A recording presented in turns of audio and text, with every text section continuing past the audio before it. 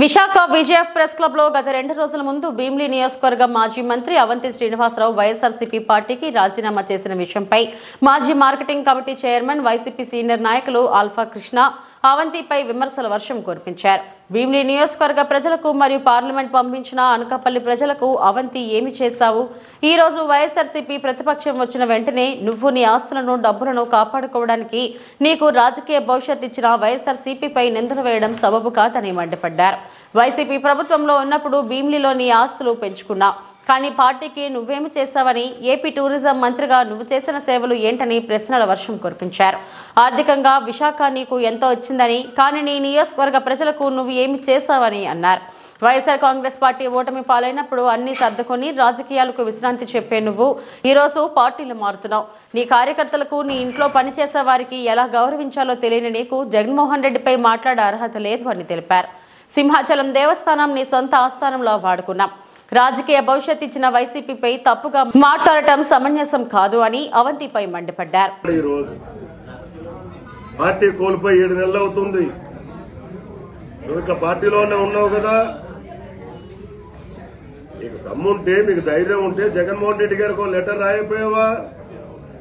జగన్మోహన్ రెడ్డి గారు మా వైఎస్ఆర్ కాంగ్రెస్ పార్టీ ఒక ప్రోగ్రాం తీసుకుని కలెక్టర్ ఆఫీస్ దగ్గర వినతి పత్రాలు ఇవ్వాలని చెప్పి ఒక ప్రోగ్రాం తీసుకుంటే, ఆ ప్రోగ్రాం ఒక రోజు ముందు మీరు ప్రవచనాలు చెప్తారు అవంతి శ్రీనివాసరావు. అందుకే అవంతి గారికి చెప్పా, నువ్వు మాకేం చెప్పక్కర్లేదు, ముందు నీది మీరు శుభ్రం చేసుకో.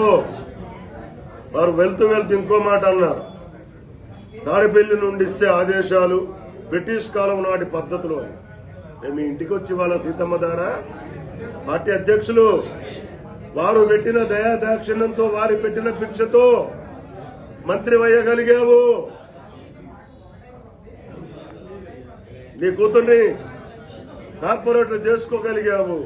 నీ కూతుర్ని డిప్యూటీ మేయర్ చేయడానికి నువ్వు ఏ బ్రిటిష్ కాలం అని అన్నావే, ఆ వ్యక్తి దగ్గర కాళ్ళు పట్టుకున్నటువంటి చరిత్ర నీది అవంతి శ్రీనివాసరావు గారు అని చెప్తున్నా. రాజకీయాల్లో నీలాంటి కలుపు మొక్కల్ని ఏరివేయాలి. నువ్వు పోతే నీలాంటి వాళ్ళు 100 మంది వస్తారు. నువ్వు పోయినంత మాత్రాన భీమిలి నియోజకవర్గానికి దరిద్రం పోయింది, శని పోయింది, పీడ పోయింది, పీడ విరగడైంది. భీమిలి ప్రజలు ప్రశాంతంగా ఉన్నారు.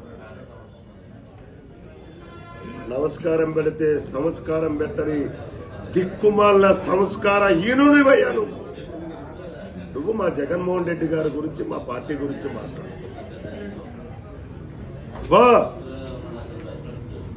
నీకు హక్కు ఉంది, వెళ్ళిపో. 2009లో ఏ పార్టీలో ఉన్నావు? 2014లో ఏ పార్టీలో ఉన్నావు? 2019లో ఏ పార్టీలో ఉన్నావు? రేపు ఏ పార్టీలో ఉంటావు?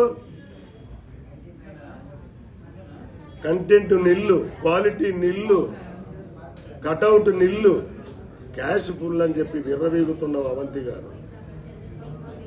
కన్న తల్లి లాంటి పార్టీ మంత్రి పదవి ఇచ్చి అక్కన చేర్చుకుంది మర్చిపోయావు. అరగంటలని, పావు గంటలని, గంటలని ఎన్ని చేసావు? తెలిసింది ఒకటే, తెలియని చాలా ఉన్నాయి. మీ రౌండ్లు అంటే ఏంటో తెలుసు కదా. మనిద్దరం మాట్లాడుకుందామే. వచ్చాడండి అన్న అజయ్, పోరాట యోధుడు. అబ్బా, నీతి సూత్రాలు చెప్పేస్తున్నాడు. కార్యకర్తలకు ఏం చేసావు మరి ఇప్పటిదాకా? నీకేవా గడ్డి? లేకుంటే 8 PM అదే కదా, 8 తర్వాత పని. తెల్లవారి 12 గంటల దాకా లేవు, రాత్రి 8 స్టార్ట్ అవుద్ది. అదే నీకు నాకు తెలుసులే. 100 పైపులు, మనిషి కుమారుడు ఇల్లు, 50 మంది టీచర్లు, పంతుళ్ళు, నల్ల కుక్క, మన జానీగాడు, చాలా ఉంటాయిలే నీకు. విదేశం నుండి వచ్చినటువంటి స్వీట్లు. తస్మాత్ జాగ్రత్త అనుకుంటున్నా. ఏం మాట్లాడుతున్నావు?